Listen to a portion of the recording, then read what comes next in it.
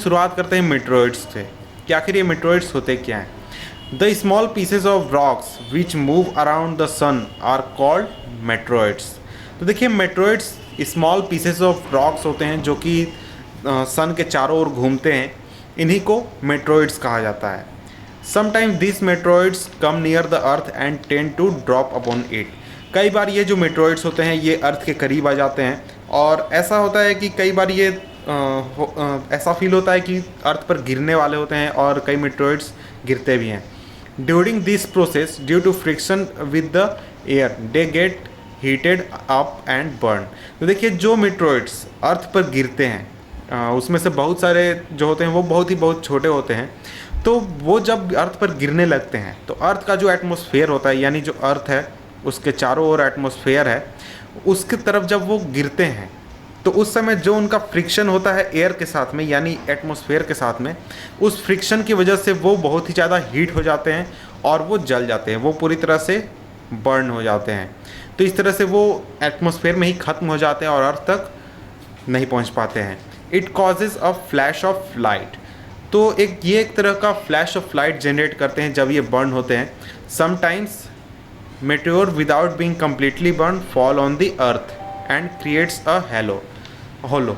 तो देखिए कई बार ऐसा होता है कि ये इतने बड़े होते हैं या फिर ऐसे पत्थर होते हैं जो कि पूरी तरह से बर्न नहीं हो पाते हैं और पूरी तरह से जल नहीं पाते और ये अर्थ पर गिर जाते हैं।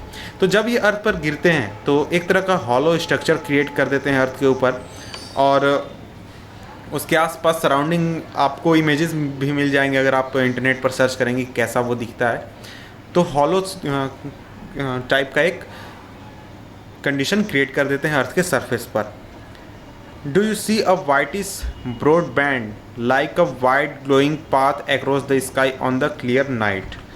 तो देखिए वाइटिश ब्रॉड बैंड आपको देखने को मिलता है रात में, अगर आपने ध्यान दिया होगा या फिर कभी ध्यान देंगे तो आपको देखने को मिलेगा। It is a cluster of millions of star. तो देखिए ये जो वाइटिश ब्रॉड बैंड होता है ये देखने में आपको वाइटिश लगता है ये, लेकिन रियलिटी में बहुत सारे स्टार्स का एक क्लस्टर होता है और this band is the milky way Galaxy. तो ये जो बैंड आप देखते हैं ये क्या है, ये है मिल्की वे गैलेक्सी। गैलेक्सी क्या होती है तो आगे मैं उसको डिफाइन करूँगा। Our solar system is part of this galaxy. हमारा जो सोलर सिस्टम है यानी सन, मून, हमारा अर्थ और दूसरे प्लैनेट्स या फिर मेट्रॉइड्स, ये सभी इस गैलेक्सी का हिस्सा है। यानी कौन सी गैलेक्सी? मिल्की वे गैलेक्सी का हिस्सा है। ये देखिए बहुत ही इंपॉर्टेंट क्वेश्चन एग्जामिनेशन में पूछा जाता है कि हमारा जो अर्थ है या फिर हमारा जो सोलर सिस्टम है वो किस गैलेक्सी का हिस्सा है। तो यहाँ पर आंसर होगा milky way Galaxy. Milky way Galaxy. In ancient times, it was imagined to be a river of light flowing in the sky। जो पुराने ज़माने के लोग थे वो ऐसा एज्यूम करते थे कि ये क्या है, ये एक लाइट का रिवर है, रोशनी की नदी है। Thus it was named Akash Ganga.